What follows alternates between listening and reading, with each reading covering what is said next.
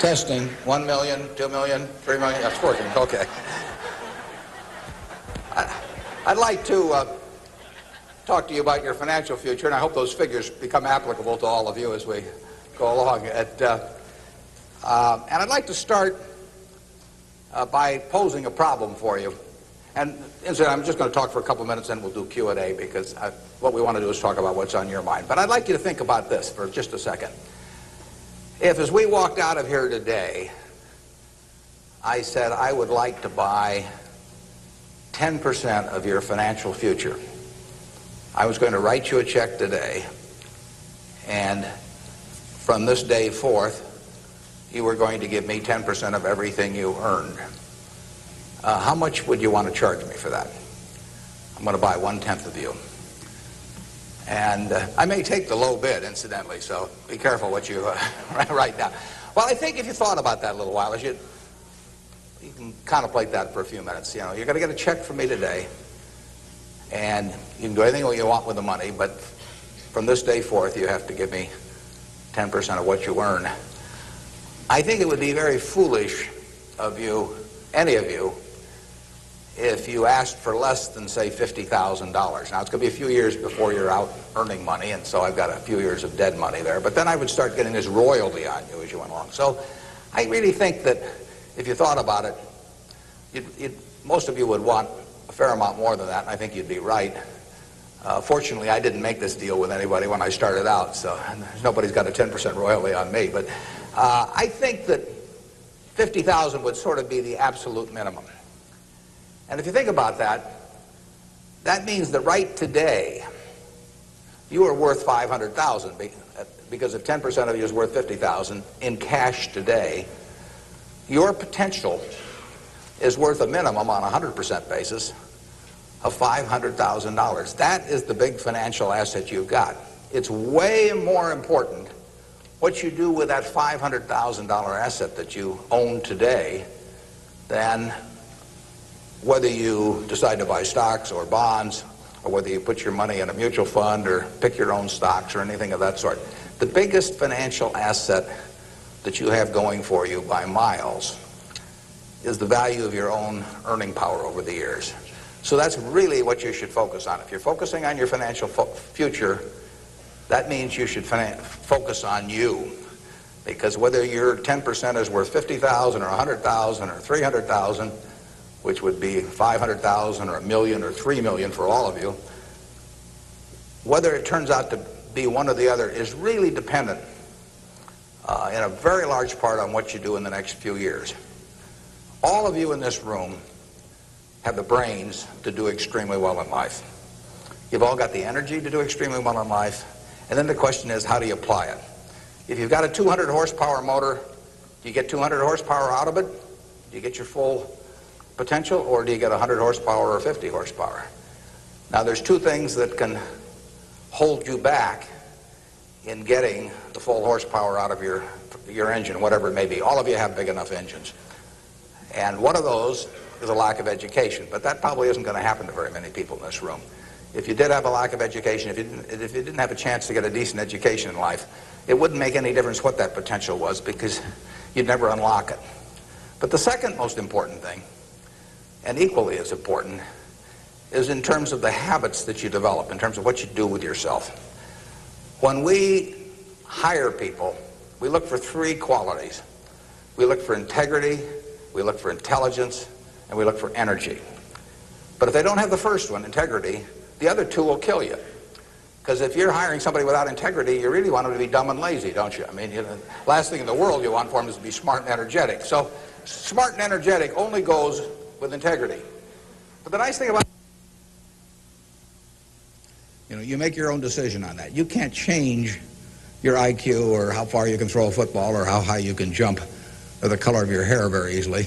But you can elect to have integrity that matches anybody else's. And if you match that with intelligence, which you have, and energy, which you have, you will get an extraordinary result, and you'd be very foolish to sell me 10% of yourself for $50,000. On the other hand, if you don't match it with that, your potential will, in a significant part, go unused.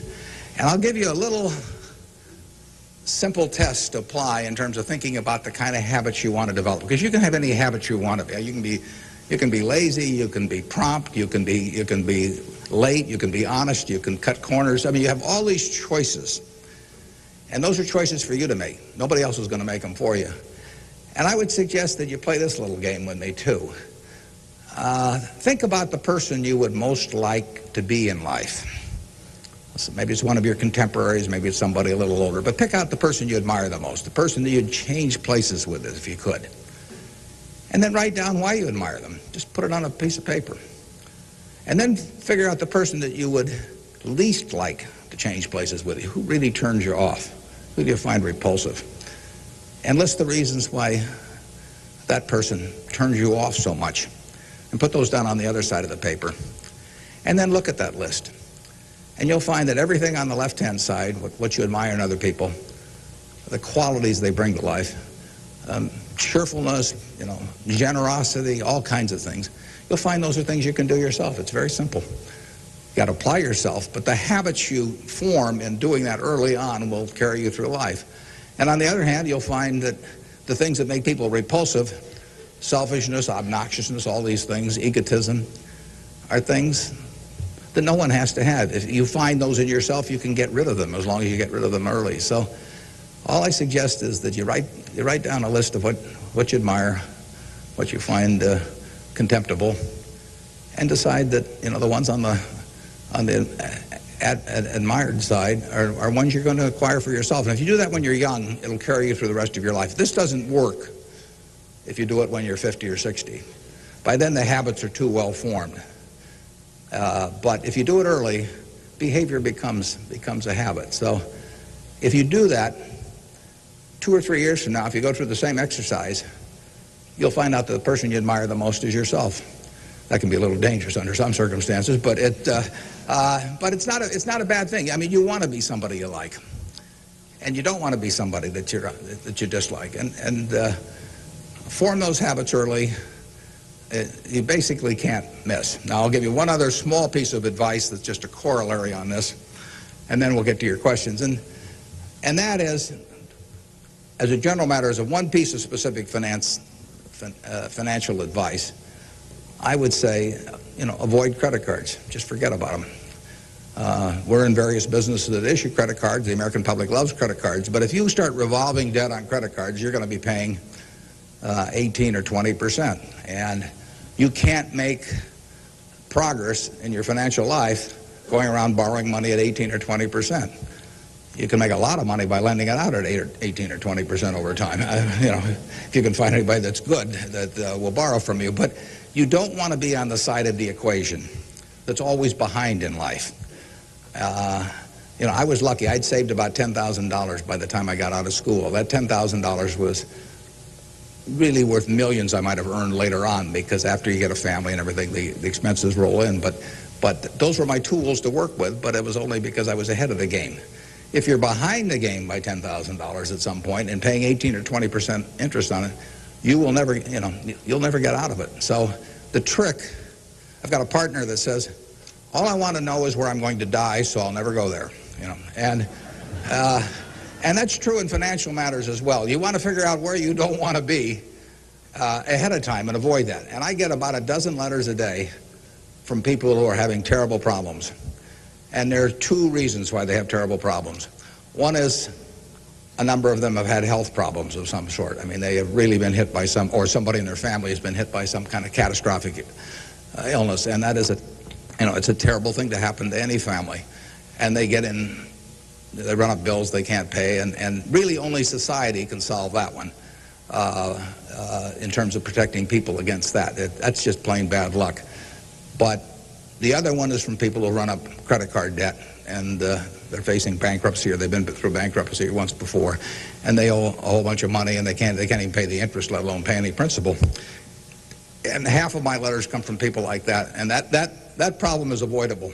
Catastrophic illness is not, but credit card debt is something you bring on yourself, and it's way better, it's way easier to stay out of trouble than to get out of trouble financially. And I will guarantee you, if you run up big credit card debts, you will be in trouble probably the rest of your life in terms of your financial situation. On the other hand, if you get ahead of the game, even it's on a very modest scale, so that money is coming in from investing, and people owe you money or equities owe you ownership, you'll be way ahead of the game compared to paying it, always paying your creditors every month. So my advice to you is, if you can't pay for it, don't buy it, and get yourself in a position where you can pay for anything, and then we'll be glad to see you at Borsheim's or the Nebraska Furniture Mart.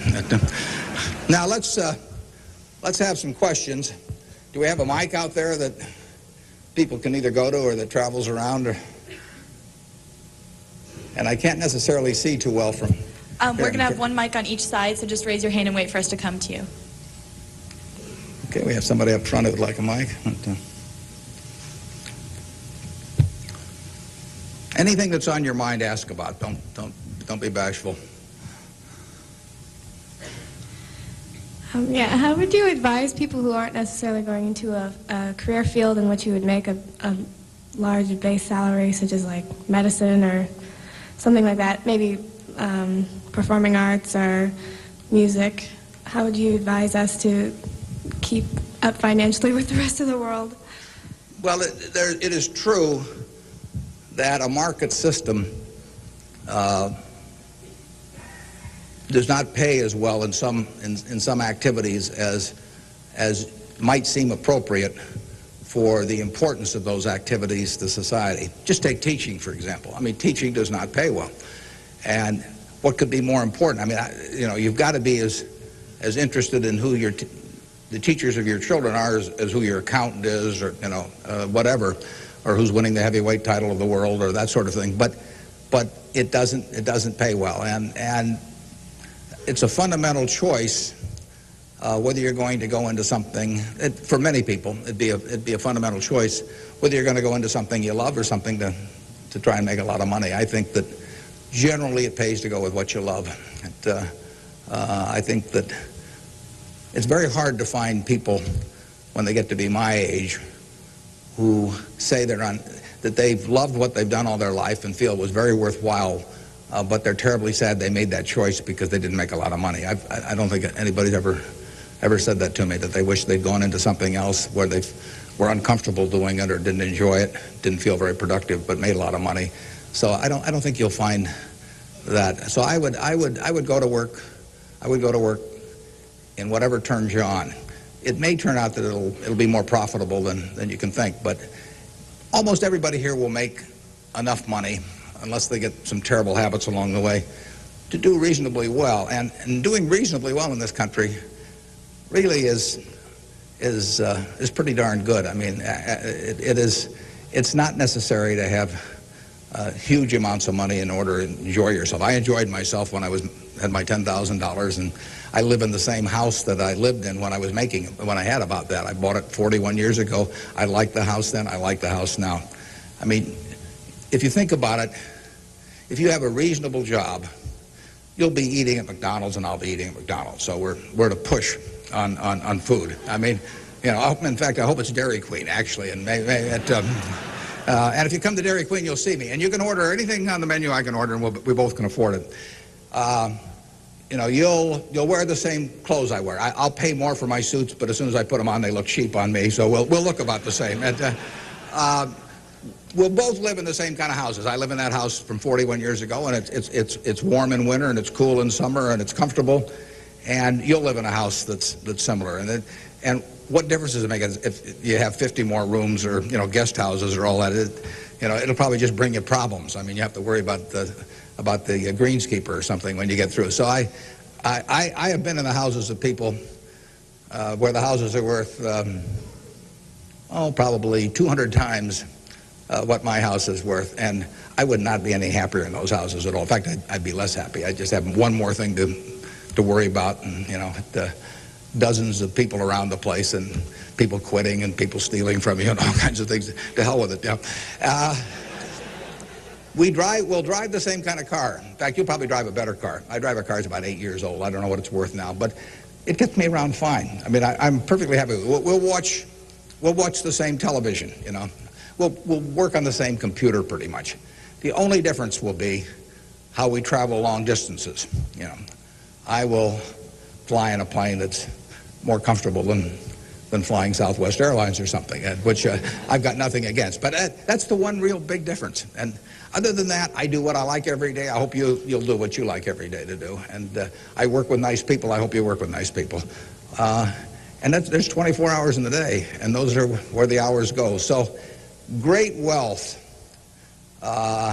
is the tiniest bit different in a real sense than having just a decent income. And to trade a decent income and something you love doing and something where you feel worthwhile doing it for huge wealth where you trade off a lot of your principles would be a terrible mistake.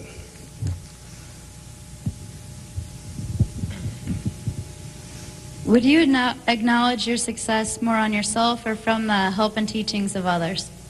Well, I was very lucky in life. If you tell me who your heroes are, I will make a pretty good prediction about what you're going to do. And I had the right heroes. I was very lucky in life, and my heroes never let me down, and started with my dad, and then I had others in business. And so I have had great teachers, some formal teachers, some that were just informal teachers by instinct or example. And if I hadn't had those, you know, my life, I'm sure, would have been very different. If I'd been born anyplace else. When I was born in 1930, and at the time, 1 out of 50 births in the world were in the United States. So I came in against 50 to 1 odds against being born in the United States. I would have been a disaster, you know, if I'd been born in Afghanistan or Peru or someplace. I mean, I was extraordinary. I won the lottery the day I was born, you know, by being born in this country. So have you. I mean, the odds were probably 40 to 1 against you being born in this country, and they were 5 times more likely to have been born in China, or 6 times, and 4 or 5 times more likely to have been born in India or some other place where it would not have been as easy to exploit the full potential of your talent. So we've all won the lottery in that respect, and that's just plain luck. I mean, and I was lucky to be born at this time. I mean, capital allocation is something that pays off extremely well in this society now, but it doesn't pay off in other societies, and it didn't pay off, you know, many years ago. My friend Bill Gates says that if I had been born a few thousand years ago, I'd have been some animal's lunch. You know, I can't run very fast, and I can't climb trees, and, you know, I just happen. Those are talents. Nobody asked me to climb trees now, but there was a time when it might have been important. And incidentally, Bill would have been some animal's breakfast. I mean, he can't run so fast either. But in any event, you know, we are lucky. I mean, just imagine being born a couple hundred years ago with exactly the same talents and how far they would have taken you then. You know, the average person today lives so much better than the richest person lived 100 or 150 years ago. So I'm lucky in that respect. I was lucky to be born of terrific parents. I was lucky to be raised in Omaha in a great public school system. I got a start here in the first 8 grades that gave me a foundation that later, when I went off the track a few times, carried me through, because I had a terrific grade school education right here in Omaha at Rose Hill. And one of the reasons I had it, incidentally, is kind of unfortunate, but I had that great education in part because women were being enormously discriminated against. And so a woman at that time could be a teacher, she could be a secretary, she could be a nurse, you know, and that was about it. So you had half the talent pool in the United States limited to just a few jobs. So you had an abundance of talent in those activities like nursing or teaching, because that talent with males was spread across every form of work activity there was, but with women it was concentrated in a few areas, and that benefited me. It's kind of sad because it didn't benefit those teachers, but I was very lucky, and I've really been that way all my life. And what I do is important as, you know, what a good teacher does or a good nurse does or something of the sort. You know, I think that's quite questionable. It pays off enormously well in a market economy like the United States, and but that's an accident. It didn't have anything to do with any innate ability of mine.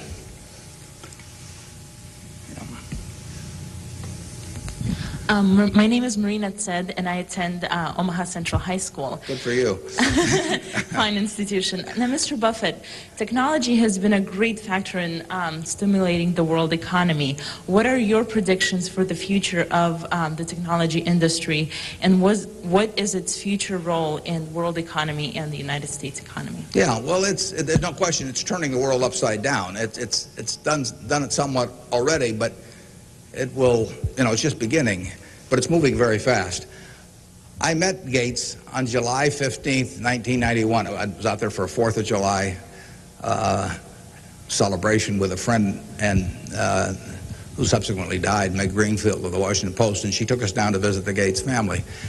And he tried to educate me about high tech, and he'd had better luck with chimpanzees. I mean, I was really a disaster, but he's a good teacher. But one thing he told me was that at the time, he said, you've got this model in your head of the world, and your model has time and distance as very limiting factors. And he said, they aren't limiting factors anymore. He said, the cost of talking to somebody around the world or getting your message in front of somebody or publishing, he said, it's going to be zero, or so close to zero it doesn't make any difference. And, that was revolutionary. But it's happening already in a very, very big way. And it's just, 8 years later, and it's exploding. So high-tech, information technology, whatever you want to call it, is changing the world, and it's going to change it in a very, very big way. And it'll change, that's one of the things I think about in businesses we buy. We announced the purchase yesterday of a furniture retailer in Boston, in the Boston area. And, I think to myself, what effect does this new world have in terms of the internet on furniture retailing? You have to think about questions like that. The changes will be huge. I played bridge yesterday with people all over the country, but I played it with people all over the world. I just sit down on my computer, and I've got some popcorn there, and I'm in khakis and a sweater, and I can have a bridge game in 30 seconds with people all over the world, and no cost to it, basically. That's a lot different than trying to arrange a game with 4 people in Omaha, on a day when one guy wants to play golf and another wants to watch baseball. And it changes things in a huge way. We are very fortunate. It's in the degree to which the United States leads the world in this area. We have a lead. It's hard to think of who's in second place. And 15 or so years ago, this country had an inferiority complex. It'd be hard for you to remember because you weren't old enough to be around then, but in the early 80s, we were wondering whether the Germans and the Japanese were going to own everything, and that they were going to make all the steel, and they were going to make all the cars and everything else, and the television sets, and we were going to flip hamburgers. That was the standard line. And just imagine in a short period like 15 years how that's changed around. In an important way, that's changed because of this information a revolution, where we, like I said, I don't know who you would name as being in second place in the world, but here's the most important industry in the world, and the United States has this incredible position, and we're moving all the time with that position. So I think that argues for it argues for a terrific future for the world over time, and I think it argues even more for a terrific future for this country. What are the best ways for youth to get started now in securing their financial future? For what to secure their financial future? For youth. Youth? Oh, well, it's not very complicated. It goes back to getting full use out of your own talents first. The difference between whether you're going to be earning X or 2X or 3X a year 20 years from now is going to be a function of how well, not how much talent you have, but how well you use the talents you already have. And so that is your best financial future is your own ability and your a capacity to use those abilities to their potential. And that can't be taken away from you. They can't even tax it. Most things, if you own a piece of real estate, if they double the taxes, they double the taxes, and that changes your ownership in the property, because now, in effect, the taxing authorities own more of it because they've got a greater command on the revenue stream. The same thing about almost any asset you have. But they don't tax what's in your head, and they don't tax your ability to start performing when you get to work in the morning and finish in the evening to your potential. One of the things that amazes me is how people who really do perform well just sort of jump out at you once you're running a business. When I got out of school, I thought, everybody would behave that way, but they don't. Most people sort of go through life in a sleepwalk, and if you don't, you will stand out. So the biggest thing for your financial future is yourself. Now, beyond that, it is always being ahead of the game rather than getting behind the game. It's saving a little, no matter how you do it. I mean, I delivered papers, I worked at Penny's, I sold golf balls, I had a pinball machine around. I did a lot of things that enabled me to accumulate about $10,000 by the time I got out of school. 10,000 doesn't go as far now as it did then, but having anything so that you're ahead of the game and not getting behind the game is enormously important. I mean, just, if you're going to run a 100-yard dash against a bunch of people in life, if you can figure it out so that when the gun goes off, you're 10 or 15 yards ahead instead of 10 or 15 yards behind, it's going to make an enormous difference in how that race comes out. So having some net resources doesn't make much difference whether they're in stocks or bonds, in my view, but and not having debt when that gun goes off when you get out of school is a huge plus over being behind the game. And it may come from delivering a paper out in the morning, it may come from part-time work someplace, but put aside a few dollars for yourself so that when the time comes and you enter the workforce, you're ahead of the game and not behind. And then once you get there, don't get behind by buying a whole lot of things that you figure you're going to pay for someday while you're paying 20% interest in between. Students, if you could please say your name and school when you ask a question. Yeah, it's hard for me to see even where the microphone is, but I can.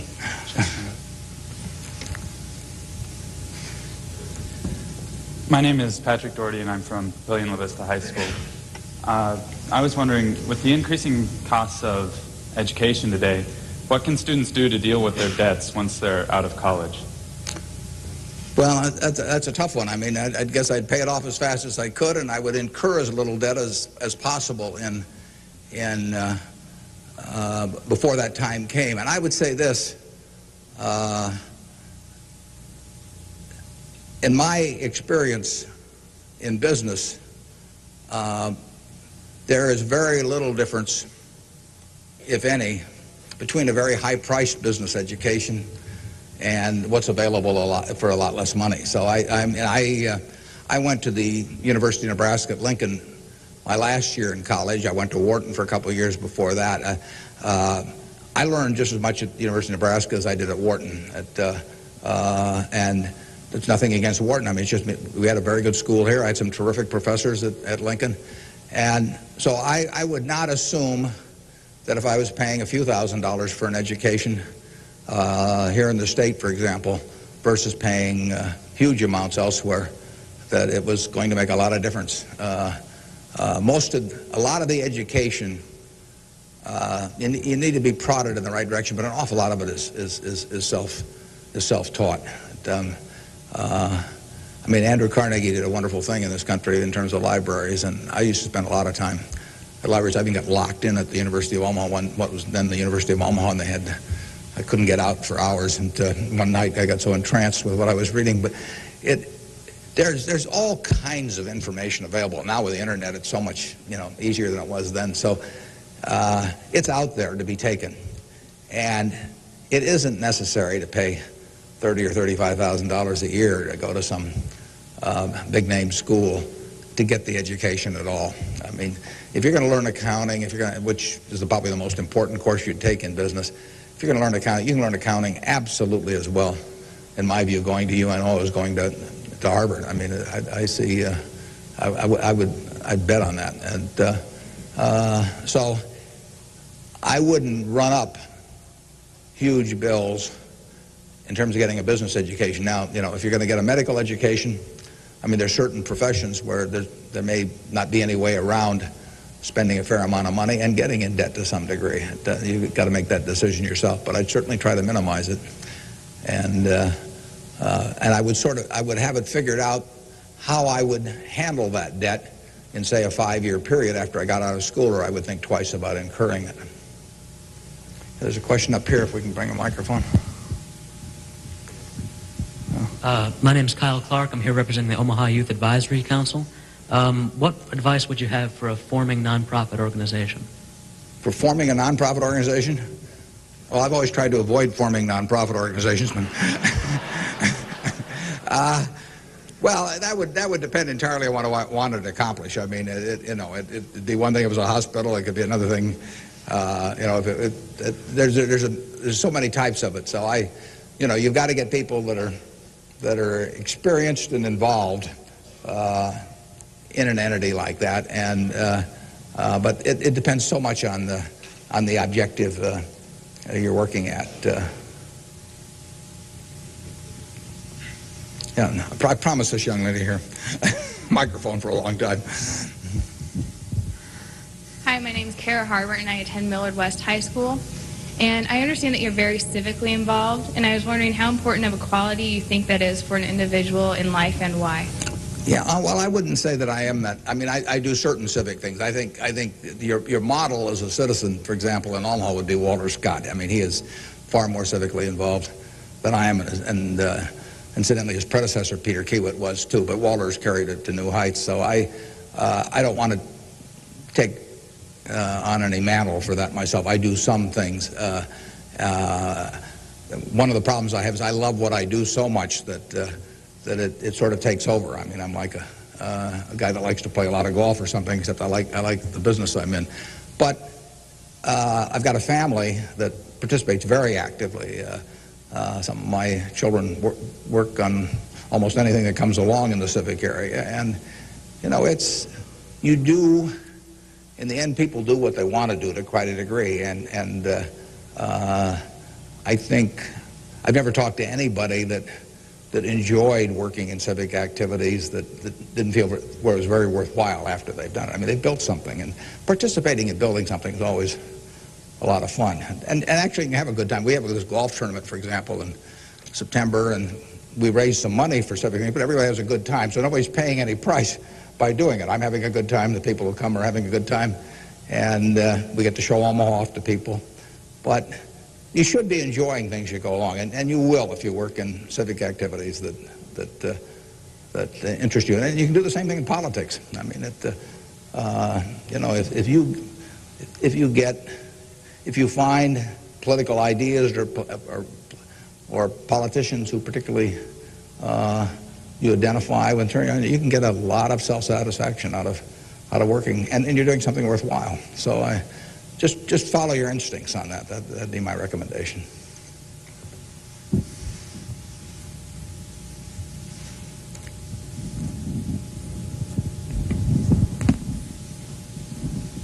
Hi, my name is Jeremy Graham from Millard South High School. We're probably the elite youth of today, and I have a question. What do you see as the biggest economic problem facing the youth of today going into the future?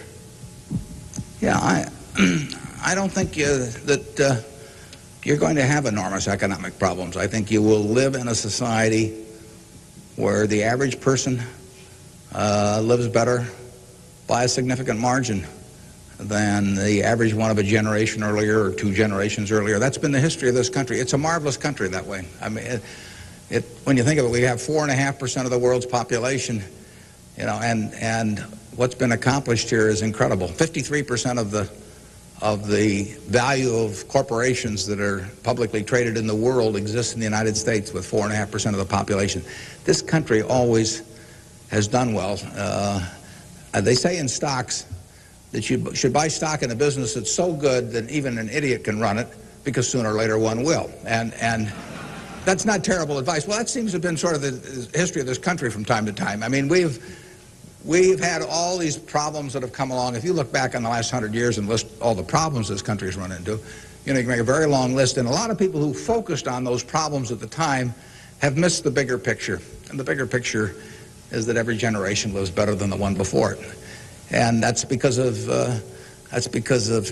savings, because savings enable people to create new tools to do better things as they go along. And it's also due to an environment that lets people realize their potential to a greater degree than most other environments in the world. It's far from perfect. I mean, it's sad how far it is from perfect, but it is better than anything else around. I mean, in this country, you don't have some commissar or something running a big business in this country. You've got a guy like Jack Welch, and a fellow like Jack Welch makes a difference of night and day in terms of the productivity of that business over a period of decades. And productivity is what causes the standard of living to rise. So a system that throws up the Jack Welches of the world to run businesses is going to have an enormous advantage over a society that does it by heredity or that does it by government edict. And we're closer to that society that I've described than any other country, and it's led to great things, and it will continue to lead to great things. So I think you've got the best future. You don't face a war, and you've got a better future in terms of achieving material rewards than any generation in history. So I wish I could trade you places. I might get taken up on that by a few of you, though.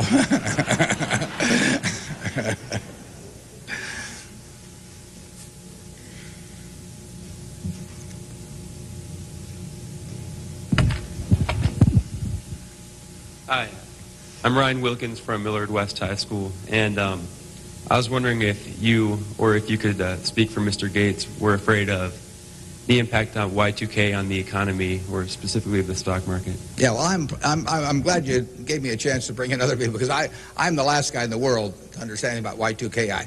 I don't know why this microphone's working. I don't know why lights go on. I flip on the switch of my television set and pray. I mean, it's all beyond me. But I would say this: the smartest people I know in that area, in large part, think it's going to be a non-event.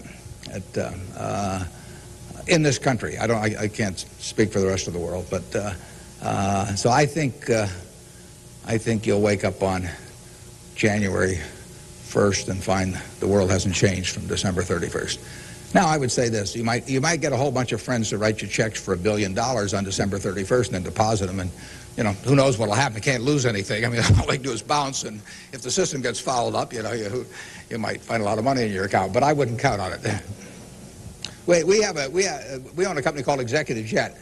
We have about 1,400 or 1,500 customers who own pieces of airplanes with us, and so we've got 160 of their planes and some of our own flying around. It'll be very interesting to me to see what the advance people let us know ahead of time when they want to use it. It'll be very interesting to see how many sign up for January 1st at 12:01. But it wouldn't bother me to fly them in the least on January 1st or do anything else on January 1st. Ideally, I hope they're getting prepared to watch the Huskers play in the big game. I'm Jamie Solis from Twin Valley, and I was wondering, how do you decide what you invest your time and money in? Yeah, well, I like to find businesses that have good economics. Now, what are good economics? Well, good economics are a business that has some kind of a moat around it that makes its product or its service or its location or something a little more desirable to the customer than any other sort of comparable product. The number one candy bar in the last 30 or 40 years has been Snickers. People don't fool around with different candy bars. They fool around with different length dresses. They fool around, with all kinds of things. But they don't fool around with candy bars because they figure, they're going to go in and lay out 50 cents or whatever it is and put it in their mouth. And they're not going to, for 50 cents and putting it in your mouth, I mean, you're not going to say, I'll lay out 45 cents and put something else in my mouth. So you find that very stable. And we like businesses that we think we can figure out where they're going to be in 10 or 15 years. I don't know where the information technology businesses are going to be in 10 or 15 years. I know where Snickers bars are going to be in 10 or 15 years. They're going to be selling just about the way they do now. I know where Wrigley's gum is going to be in 10 or 15 years. There's not going to be a lot of innovation in chewing gum. The Internet's not going to cause people to quit chewing gum either. Gates may think so, but I don't think so. But it's predictability regarding the sustainability of a competitive advantage, something special about a product. So we look for those kind of products, and then we look for people that are running the business that are honest and able. And you know, it's easier to find people that are honest and able than it is to find businesses that are going to stay wonderful for a long period of time. There are a lot of businesses that looked like they were going to stay wonderful that really evaporated over time. But that's what we're looking for. And the nice thing about it is we don't have to find very many. If we find one a year, that's terrific. Because you don't need 100 or 1,000 great investment ideas to do well. You need a couple. And the discipline is the most important thing. We don't need brain power. We need discipline. You don't need 150 IQ to do what I do. Thank God.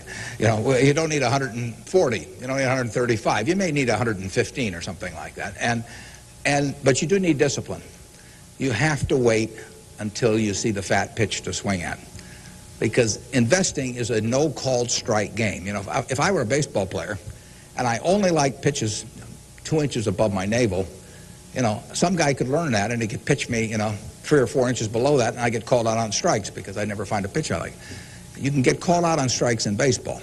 You have to swing at pitches that you don't even necessarily like, particularly after the count gets to 2 strikes. In business, you don't have to swing at anything. You can sit there and the paper says General Motors at 68, or it says General Electric at 115, or it says General Dynamics at 63. And if you don't like those prices, you don't have to swing. You can wait there day after day after day after day, and there are no called strikes. Now, when you swing, when you decide to buy something, then, you know, if you swing and miss, it's a strike. But it's a marvelous game to be in because there are no called strikes, and you can simply wait for that one time in a month or 6 months or a year or 2 or 3 years when you really know what you're doing, where you like the price, where you like the people running the business, and then you swing, and you only need a few swings in your lifetime. So that's the way we try to pick businesses. We try to stay with things we understand. I mean, there can be all kinds of wonderful investment opportunities out there that I don't understand. I don't know what cocoa beans are going to do next year. You know, maybe you know, but I don't know. I don't know what crude oil is going to sell for. But I don't have to know. I just have to know the things. I have to know what I know. I have to know where the limits of my understanding are, what I call what my circle of competence is. And if I'm only able to evaluate 5% of the businesses in the world, no problem. I just stay within that 5% and try and find something. And that's, most people get in trouble because, in investments, because they get itchy. You know, they can't discipline themselves, and they hear about other people making money. Nothing upsets people so much as to hear about their friends making money. I mean, that's very destructive to discipline because they think, you know, I'm smarter than that guy next door, and he just bought that new car with the money he made trading stocks on the internet, so why can't I? Well, the answer is you can't over time. You will lose money if you trade stocks actively. And it's hard to exercise the discipline. But anytime you buy something, you should be able to take out a one-page sheet of paper and say, I'm buying General Motors at 65. I'm buying General Electric at 150 because. And you should write down the reasons. If you can't fill out the sheet, if it's because somebody told me about it at a cocktail party last night, that's not good enough. If it's because my broker told me about it, that's not good enough. You know, it's you've got to have a reason for thinking that it makes an intelligent investment. You do the same thing if you're buying a farm or an apartment house. If you're buying a farm, you'd say, I'm buying this farm at $1,000 an acre because I think I can earn $60 an acre on it. If corn sells at such and such, and soybean sells at such and such, and yield is such and such. And you'd figure it out. That's the same reason you buy businesses. And when you buy stocks, you're buying a little piece of a business. And that's probably the most important thing to remember in investing, is that when you are buying a stock, you're buying a little piece of the business. And if you are buying it at an attractive price for the business, for the whole business, you're going to make money. And if you aren't, you know, over time you won't make money.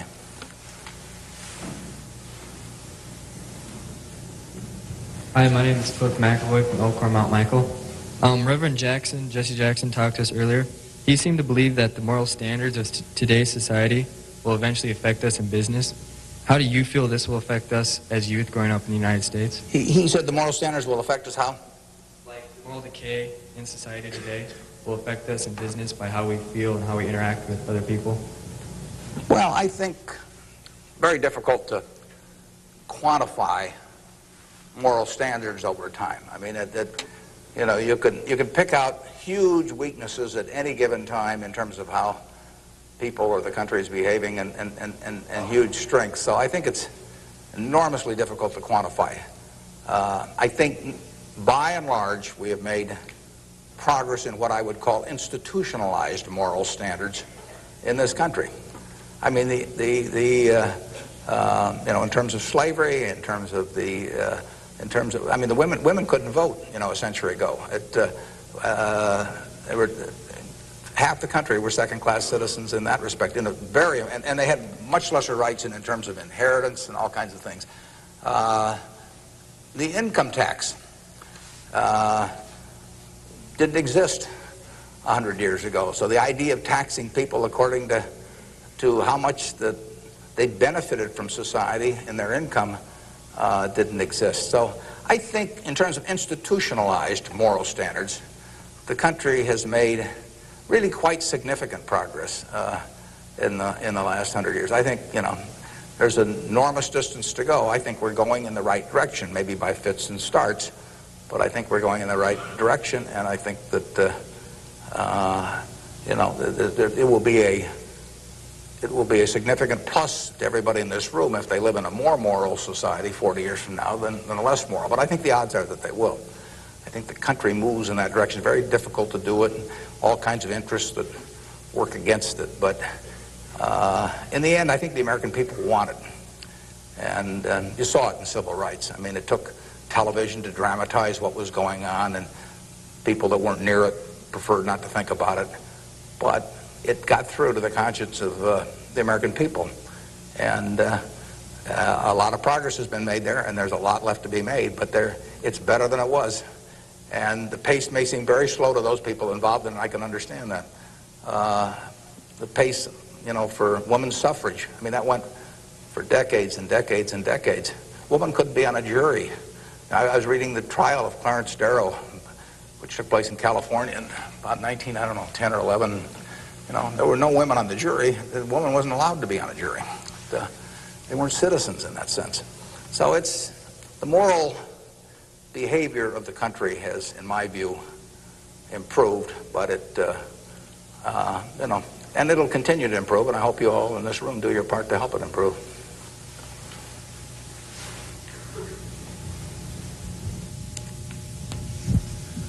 Hi, I'm Nick Jors from Central High, and I was wondering how, since the stock market's so high right now, if it'd be smart for us to get involved now or to wait till it goes down a little, or what?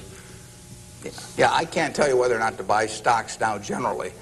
I think it's important that you save money, you know, and whether you put it in the stock market or not, I don't think is terribly important. I think if you're interested in stocks, you should buy it, you know, and you've got a little capital, you should buy a few. I mean, I don't think there's any way of learning about them better than experiencing it. Doing it on paper isn't the same. I can guarantee you, if you lose money on paper or lose real money, it's a different experience. And so I think you'll learn more about yourself if you do it that way. I bought my first stock when I was 11. I was at Rose Hill at the time, and I bought 3 shares of City Service Preferred at 38, and it went down to 27, which is something I still remember, even though I was 11 at the time. And then it went up to 40, and I sold it. I made $5 on my 3 shares after commissions, and then it went to 200 and something. So, you know, I probably remember that a little better than if I'd been doing it on paper.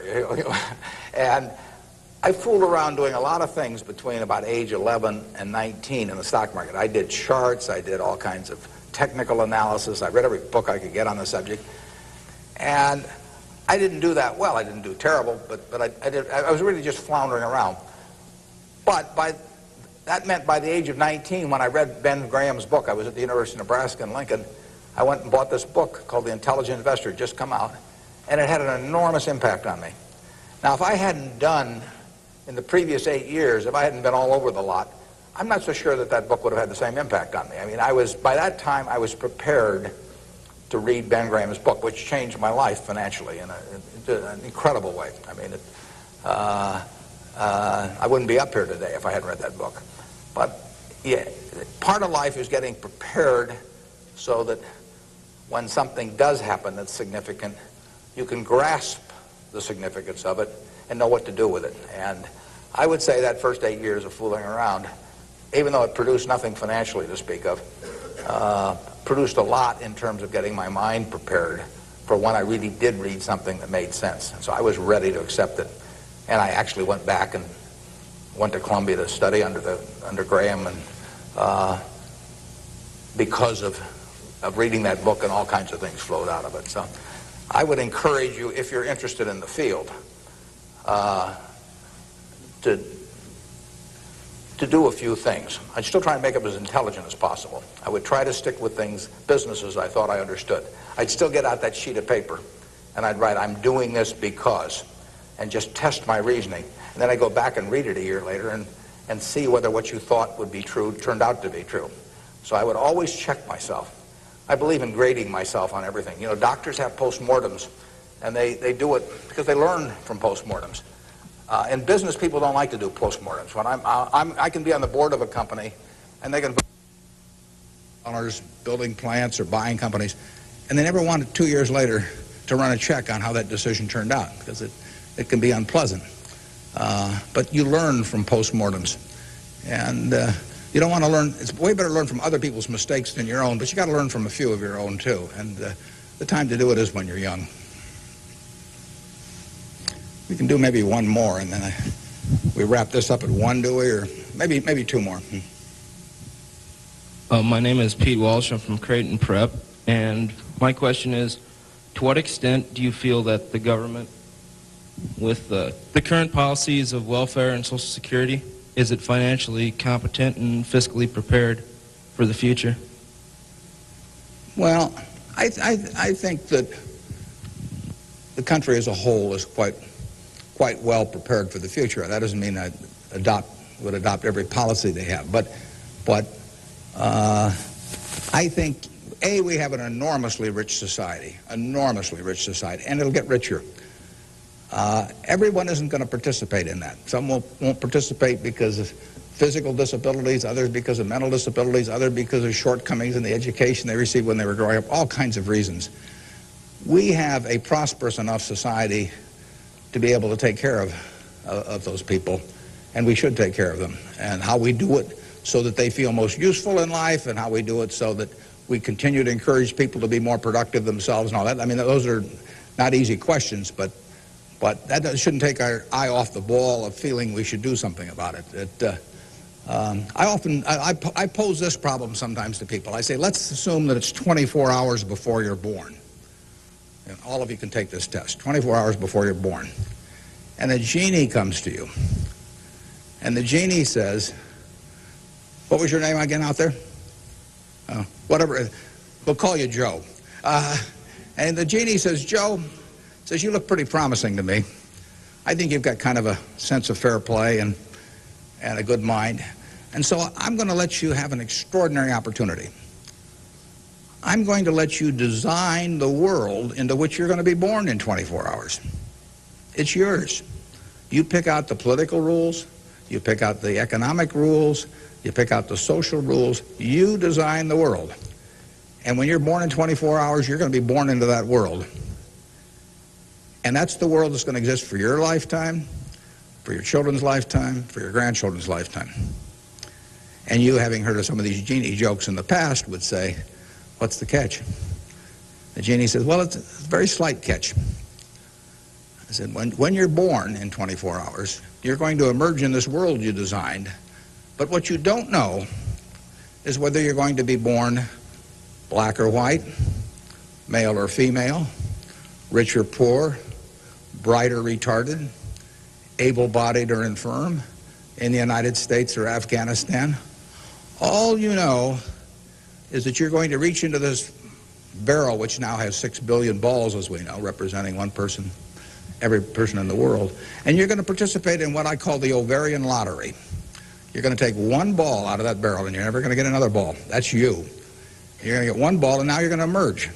Now, what kind of rules do you want to have for that society, not knowing which ball you're going to get?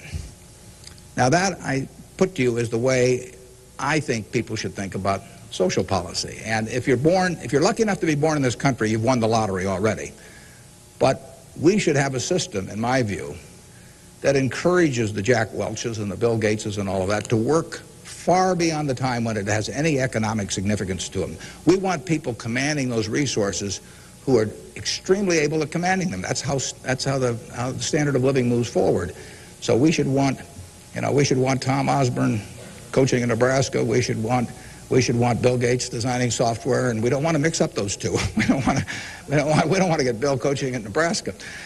So you want a system that gets people to their potential and puts them in the position where they can do the most good for society.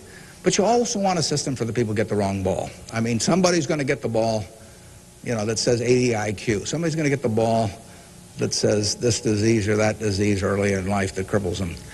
And we've got a rich enough society that we can take care of those people. And I think that, to get back to your question, I think that this society will move more and more in that direction. It has the capability of moving more and more in that direction as our resources and our output increases. And I think that it has the will to do that in a general way, although, like I say, there have always been lots of fits and starts. So there is no shortage in the United States of resources.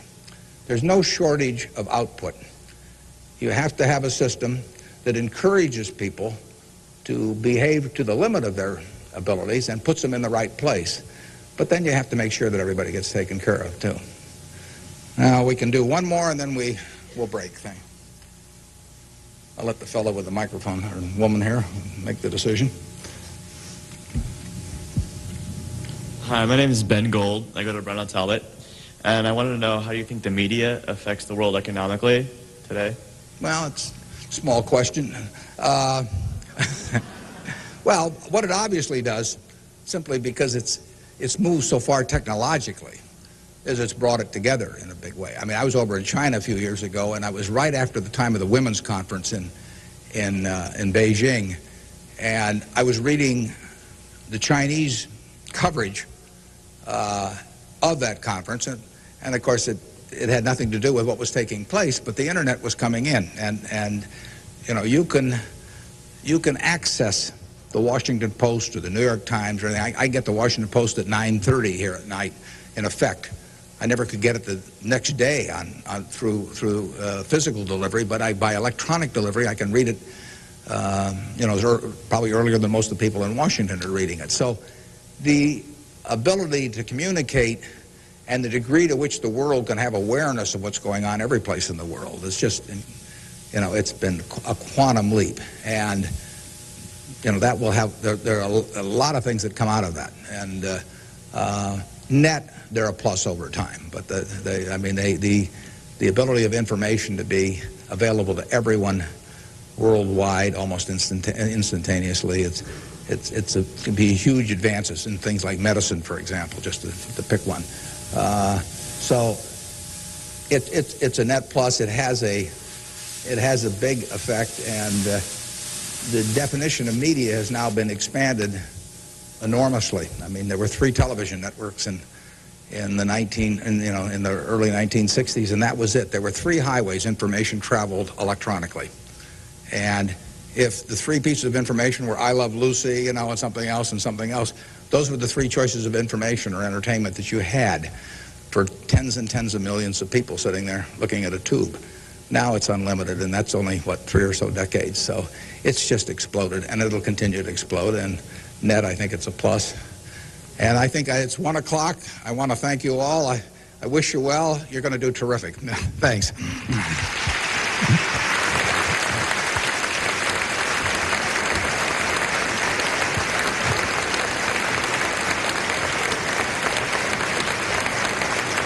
Thank you.